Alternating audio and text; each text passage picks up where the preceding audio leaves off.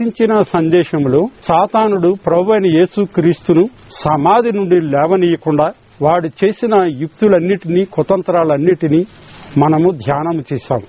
బ్రతికుండగానే కొల్లబొడి చేశాడు, శిలువలో కూడా కొల్లబొడిచాడు, బొందలో పెట్టి పాతి పెట్టేశాడు, లేవనీయకుండా సమాధికి అడ్డంగా పెద్ద రాయిని పెట్టించాడు, దానిని ఎవరూ ముట్టుకొనివ్వకుండా సిలువేశాడు.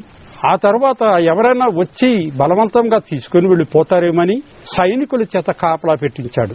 ప్రభువైన యేసుక్రీస్తును సమాధిలో నుంచి లేవనీయకుండా వాడు చేయని ప్రయత్నం అంటూ లేదు. ప్రభువైన యేసుక్రీస్తు శిలువలో చనిపోయినందువల్ల సమాధి చేయబడిన తరువాత శిష్యులందరూ బహు దుఃఖంలో ఉన్నారు, వేదనతో ఉన్నారు, ఏడుస్తూ ఉన్నారు. అయితే సాతానుడు మాత్రము ప్రభువుని చంపినందుకు తెగ సంబరపడిపోయాడు. ఆయనను సమాధిలో నుండి లేవనీయకుండా చేసిన ప్రయత్నాలన్నిటినీ దేవుడు తన శక్తి చేత పటాపంచలు చేశాడు. సాతానుడు అనుకున్నాడు, మొదటి రోజు ఏమీ జరగలేదు కదా అని సంబరపడిపోయాడు. ఆ రెండవ రోజున కూడా ఏమీ జరగలేదు. మూడవ రోజు ఆదివారం వచ్చింది. ఆదివారమున స్వీట్లు పంచుదామనుకున్నాడండి, బందరు లడ్డూలు పంచుదామనుకున్నాడు. ప్రభువైన యేసుక్రీస్తు పాతాళంలో పాతుకుపోయాడు. 3 రోజులైంది కాబట్టి చంపినప్పుడే కొల్లబొడిచి చంపేశాను గనుక కుడిపోయాడు అనుకుని సంబరపడిపోయాడు. ఆదివారం తెల్లరానిచ్చాడు దేవుడు. అప్పుడు దేవుడు తన పని ప్రారంభించాడండి. దేవుడు చేసిన మొదటి పని తన శక్తి కార్యము ఏమంటే, దేవుడు యేసును మృతులలో నుంచి లేపాడండి. దేవునికి స్తోత్రము. సాతానుడు యేసును పాతాళంలో పాతుకుపోయేటట్టు చేసినా యెహోవా దేవుడు పాతాళమును పెళ్లగించి యేసుని పైకి లేపాడు. అపోస్తల కార్యములు 3వ అధ్యాయము 14వ వచనములో పేతురు గారు ఏమంటున్నాడు, మీరు పరిశుద్ధుడును నీతిమంతుడైన వానిని నిరాకరించి నరహంతకుడైన మనుషుని మీకు అనుగ్రహింపమని అడిగారు. మీరు జీవాధిపతిని చంపితిరి, కాని దేవుడు ఆయనను మృతులలో నుండి లేపెను. అందుకు ఆయనకు అనగా మృతులలో నుండి లేచిన యేసయ్యకు మేము సాక్షులము అన్నారు పేతురు యోహానులు. అంతేకాదు, అపోస్తల కార్యములు 10వ అధ్యాయము 41 వచనాలలో పేతురు గారు ఏమన్నాడంటే, దేవుడు ఆయనను 3వ దినమున లేపి ప్రజలకందరికీ కాక దేవుని చేత ముందుగా ఏర్పరచబడిన సాక్షులకే, అనగా ఆయన మృతులలో నుండి లేచిన తరువాత ఆయనతో పాటు అన్నపానములు పుచ్చుకొనిన మాకే ఆయన ప్రత్యక్షముగా కనబడినట్లు అనుగ్రహించెను అన్నాడు. యూదులేమో, నీవు మా రక్షకుడువు కాదు, మాకు మెస్సయ్యవు కాదు, నువ్వు దేవుని కుమారుడవు కాదు అని ఆయనను పొమ్మన్నారు, తిరస్కరించారు, చంపి పాతరేశారు. కానీ దేవుడు నీవే నా ప్రియ కుమారుడివి, నీ అందే నేను ఆనందిస్తున్నాను అని చెప్పి ఆయనను మృతుల నుండి లేపాడు. సాతానుడి మాయోపాయాలన్నీ కుయుక్తులన్నీ నిష్ప్రయోజకమైపోయాయి. వాడి సంతోషము సంబరము 3 నాళ్ల ముచ్చట అయిపోయింది. రెండవది, ఆదివారం తెల్లవారుజామున ప్రభువైన యేసుక్రీస్తు మృత దేహానికి సుగంధ ద్రవ్యాలు పూయాలని మగ్దలేనే మరియొక మరియ, సలోమే పెందలకడనే లేచి సమాధి వద్దకు వచ్చారు.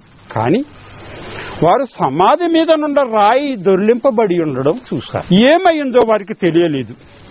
లోపలికి వెళ్లి చూశారు, ప్రభువు వారికి కనబడలేదు.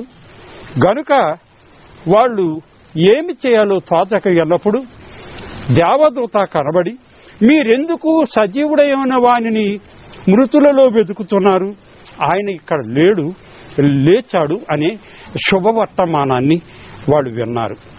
కానీ అది నమ్మదగ్గని అద్భుత కార్యము గనుక వారు బయటకు వచ్చి భయపడి వణుకుతూ సమాధి దగ్గర నుండి పారిపోయారు. 11 మంది శిష్యులకు వాళ్ళు వెళ్లి చెప్పారు. కానీ వారు కూడా నమ్మలేకపోయారు. ఎందుకంటే వారి మాటలు వీరి దృష్టికి వెర్రితనముగా కనబడ్డాయి. అయితే ఆదివారమున తెల్లవారుజామున లేచి ప్రభువు మొట్టమొదట మగ్దలేనే మరియకు కనిపించాడు.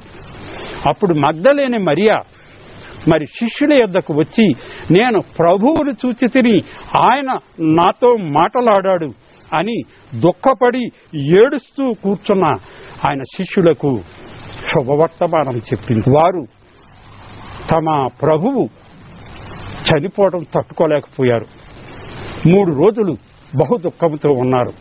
కానీ 3వ రోజున వారికి శుభవర్తమానము తెలిసింది. నమ్మలేకపోయారు. అయినప్పటికీ ప్రభువు మరలా వారికి కనిపించి వారిని తన పునరుద్ధానాన్ని గురించి కన్ఫర్మ్ చేశాడు. ఆ తర్వాత మహాభూకంపం కలుగజేశాడండి దేవుడు. అంటే భూమి బద్దలైపోయింది. సాతానుడు అధికారము కుదేలైపోయింది. ప్రభువైన యేసుక్రీస్తు పునరుద్ధానుడైన తరువాత భూకంపం వచ్చింది. అంతేగాని ప్రభువైన యేసుక్రీస్తుని సమాధిలో నుంచి లేవడం కోసం రాయి దొర్లించబడలేదు. సాతాను శక్తులను తలక్రిందులు చేసేశాడు. క్రిందనున్న పాతాళము యేసయ్యను పట్టి బంధించలేకపోయింది. ప్రధాన యాజకులు, శాస్త్రులు, పరిసయ్యులు, ప్రజల పెద్దలు ఆయన లేచాడు అన్న సత్యాన్ని కప్పిపుచ్చడానికి వారు చేయని ప్రయత్నం అంటూ లేదండి. రాను వారికి చాలా డబ్బిచ్చారు. ఆయన శిష్యులు రాత్రి వేళ వచ్చి మేము నిద్రపోచుండగా ఎత్తుకొని పోయారు అని చెప్పి అబద్ధమాడమన్నారు. అడ్డంగా బొంకేయమన్నారు. మీకేమీ కాకుండా మేము అధిపతికి చెప్పి సమాధానం పరుస్తానన్నారు. ఇక సద్దుకయ్యలండి పునరుద్ధానము లేదని వాదించేవారు. యాజకులు, దేవాలయపు అధిపతి యేసును బట్టి మృతులలో నుండి పునరుద్ధానము కలుగును అని శిష్యులు బోధించడం చూడగానే కలవరపడిపోయారు. వారి మీదికి వచ్చి వారిని బలవంతముగా పట్టుకొని వారిని కావలిలో ఉంచారు. కానీ వాక్యము విన్నవారు వారిలో అనేకులు ప్రభువును నమ్మారు. వారిలో పురుషులే ఇంచుమించు 5,000 మంది ఉన్నారండి. యేసయ్య పునరుద్ధానుడగుట ద్వారా దేవుని కుమారునిగా నిరూపించుకున్నాడు. ఆయన తనంతట తానుగా తన ప్రాణాన్ని పెట్టాడే గాని సాతానుడు ఆయనను చంపలేదు. సాతానుడు చంపితే ఆయన చావలేదు. అంతకుముందు నీవు దేవుని కుమారుడవైతే అది చెయ్యి, ఇది చెయ్యి ఆయన్ని శోధించి ఆయనను శోధనలో పడవేయలేకపోయింది. 3వది, సమాధి మీద ఉన్న రాయి దొర్లింపబడిందండి. ఆ రాయి చాలా పెద్దది. అనగా దాదాపు 20 మంది సైనికులు దానిని దొర్లిస్తేనే గాని అది దొర్లింపబడదు. అంత పెద్ద రాయి. ప్రభువైన యేసుక్రీస్తు దేహానికి సుగంధ ద్రవ్యాలు పూయడానికి వచ్చిన స్త్రీలు తెల్లవారుజామున సమాధి దగ్గరికి వస్తూ వాళ్ళు మాట్లాడుకుంటున్నారు. ఏమని మాట్లాడుకుంటున్నారు? మన కోసరము ఇంత ప్రొద్దున్నే ఎవడు ఆ సమాధి మీద ఉన్న రాయిని దొర్లించి సహాయం చేస్తాడు అని అనుకున్నారు. కానీ వారు వచ్చేసరికి ఆ రాయి దొర్లింపబడి ఉంది. ఆ రాయి దొర్లింపబడిన తరువాత ప్రభువైన యేసుక్రీస్తు సమాధిలో నుంచి బయటికి రాలేదండి. సమాధి మీద రాయి ఉండగానే ప్రభువైన యేసుక్రీస్తు పునరుద్ధానుడైనాడు. అయితే ఆ రాయి ఎందుకు దొర్లించబడింది అంటే ఆయన దేహాన్ని చూడడానికి వచ్చిన వారు లోనికి పోయి చూచి నమ్మడం కోసం ఆ రాయి దొర్లింపబడింది. వారి సమస్య పరిష్కారం అయిపోయిందండి. ఏమిటి ఆ సమస్య అంటే మన కోసము ఇంత ప్రొద్దుగాల ఇంత పెద్ద రాయిని ఎవరు దొర్లించుతాడు అని అనుకున్నారు. కానీ వారు వచ్చేసరికి ఆ రాయి దొర్లింపబడింది. ప్రభువునందు ప్రియమైన వారులారా, మనకు అనేక సమస్యలు ఉంటాయి. ఆ సమస్యలన్నీ మనకు చాలా అసాధ్యమైనవిగా కనబడతాయి. ప్రభు అయిన యేసు ఎదుట ఏది అసాధ్యమైనది కాదు, సమస్తమును సాధ్యము. ఉదాహరణ ఒకటి చెప్తానండి. పేతురు గారు సముద్రం మీద నడుస్తూ వస్తున్నాడు.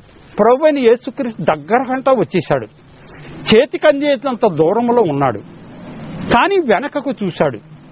వెనక చూసి గాలిని చూసి భయపడి మునిగిపోసాగాడు. అప్పుడు ప్రభు అయిన యేసుక్రీస్తుని ప్రభువా రక్షించుము అని కేకలు వేశాడు.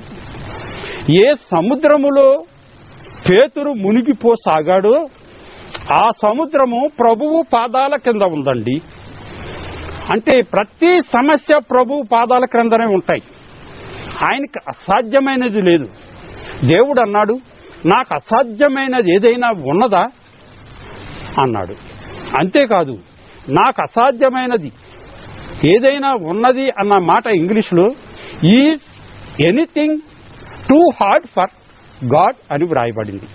అంటే అసాధ్యమనే కాదు, అసలు కష్టమైనదే కాదు. ఎందుకంటే సృష్టి అంతటిని కేవలము మాట ద్వారా సెలవిచ్చిన దేవుడు గనుక ప్రతి సమస్య ఆయన పాదాల కింద ఉంటుంది. గనుక మనకి ఏ సమస్య వచ్చినా ప్రభువు చెంతకు వస్తే ప్రభువు మన ప్రతి సమస్యను పరిష్కరించగలడు. కానీ ఆయన పరిష్కరించే వరకు మనం వేచి ఉండాలి. 4వది, దేవుడు యేసును లేపి సాతానుడు ఆయువు పట్టు మీద దెబ్బ కొట్టాడండి. వాని తలను చితకుగొట్టాడు. సమస్త శరీరులను ఎలా తన దాస్యమునకు లోబరుచుకున్నాడో అలాగే యేసు రక్తమాంసములలో ఉన్నందువలన మనము రక్తమాంసముల్లో ఉన్నందువలన యేసుని రక్తమాంసముల్లో పాడివానిగా చేసి తన పిల్లల యొక్క మరణ భయము నుండి వారిని విడిపించి అపవాదిని నశింపచేశాడు. ఆయన మనలను కూడా లేపుతాడు అన్న సత్యాన్ని ఆయన పునరుద్ధానము ద్వారా బయలుపరుచుకున్నాడు. సాతానుని మన కాళ్ళ క్రింద చితక తొక్కించినట్లుగా చేశాడు. 5వదిగా, దేవుడు తన కుమారుని బలియాగాన్ని పూర్తిగా అంగీకరించాడండి. మన ప్రాణ విమోచన ధనము చెల్లించబడింది. మన మీద రుణముగాను మనకు విరోధముగాను ఉండిన పత్రమును మేకులతో సిలువకు కొట్టి దాని మీద చేతి వ్రాతను తుడిచివేసి మనకు అడ్డము లేకుండా ఎత్తివేసి మన అపరాధములన్నిటినీ క్షమించి యేసుతో కూడా మనలను జీవింపచేశాడు. 6వది, మరణము మట్టి కరిచేసిందండి, ఓడిపోయింది. పాపం వలన మరణం వచ్చింది. దేవుడు తన కుమారుడైన యేసుక్రీస్తు శిలువలో కార్చిన పరిశుద్ధ రక్తము చేత మనకు పాపక్షమాపణ కలిగించాడు. తద్వారా చావునే చంపేశాడు. మరి ఎన్నడూ ఉండకుండా మరణమును మిరింగివేశాడు. సాతానుడు ఇప్పుడు ఓడిపోయిన సోడిపప్ప, కుక్కిన తేను. 7వది, ప్రభువైన యేసుక్రీస్తే అందరికీ మోక్ష మార్గమైనాడు. ఆయన అందరికీ ప్రభువు. దేవుడు క్రీస్తు యేసును నరుడిని మాత్రమే ఆయనకును మనకును మధ్యవర్తిగా అంగీకరించాడు. ఎందుకంటే ఈయనే మన అందరి కొరకు విమోచన క్రయధనముగా తనను తానే సమర్పించుకున్నాడు. గనుక ఎవరైనాను సరే జాతి, కుల, మత, వర్ణ భేదాలు లేవు. యేసే ప్రభువుని తన నోటితో ఒప్పుకుంటే చాలు. 2వది, దేవుడు మృతులలో నుండి ఆయనను లేపెనని తన హృదయములో విశ్వసించిన ఎడల వాడు రక్షించబడతాడు అని అన్నాడు. గనుక యేసుక్రీస్తు ప్రభువు అని ఒప్పుకోవాలి. దేవుడు ఆయనను మృతులలో నుండి లేపాడని విశ్వసించాలి. రోమీయులకు రాసిన పత్రిక 10వ అధ్యాయం 9వ వచనంలో ఎవరైనాను సరే పరిశుద్ధాత్మ పొందితేనే తప్ప యేసు ప్రభువు అని చెప్పలేడని కూడా వ్రాయబడింది.